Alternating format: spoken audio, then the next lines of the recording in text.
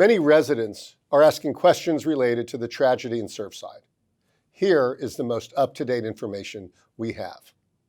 Now, our city remains heavily involved in the search and rescue effort and with the general management of the scene.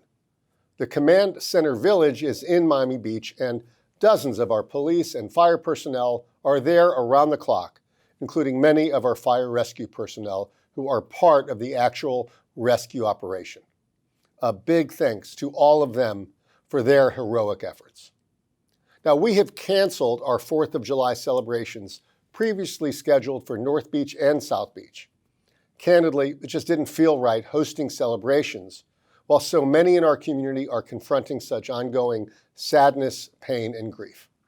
We have also opened up our parks and programs to Surfside residents, especially their children, as much of their public space is currently unavailable. Now, many of you continue to ask how to help. I would recommend you visit these websites, or you can also check with your own house of worship, as many churches and synagogues are endeavoring to provide aid and comfort to the family and friends of those impacted. So I've received lots of inquiries asking about other buildings in the area and whether they are safe and what exactly our city is doing. Now, of course, I understand why people would be concerned, but we should not panic. We don't yet know what caused this tragedy, notwithstanding the many theories floating around the internet. So until we truly learn the cause, our city, under the direction of our manager, Alina Hudak, will take all the informed and thoughtful actions that make sense. Now, we are first focusing on older buildings, especially those going through their 40-year recertification process. Our city has 507 buildings currently going through the 40-year review. Beginning on Friday of last week, our building department initiated on-site visual inspections of all of these buildings. And as of this message, we have already inspected over 200 and expect to complete all these initial reviews within this week. Now, we are also requesting all buildings undergoing 40-year recertifications to provide, within 21 days, an inspection report from a licensed professional detailing conditions of electrical and structural systems for these buildings.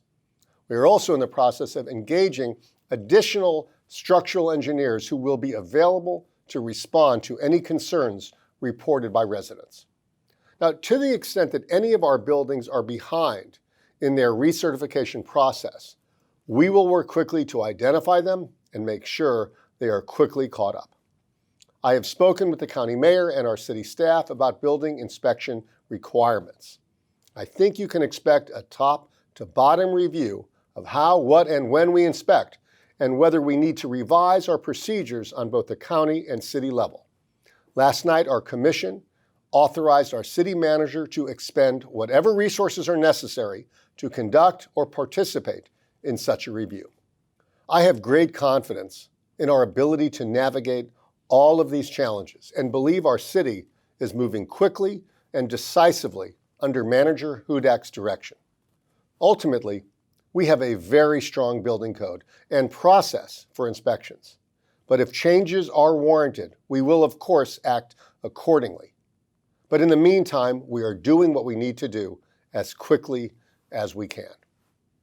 Most importantly, while we need to be taking these actions, we can't forget that just down the street, the family and friends of those most impacted by this disaster are confronting unimaginable grief and pain. We continue to pray for those that are unaccounted for and grieve with the families and friends of those that are lost. Thank you.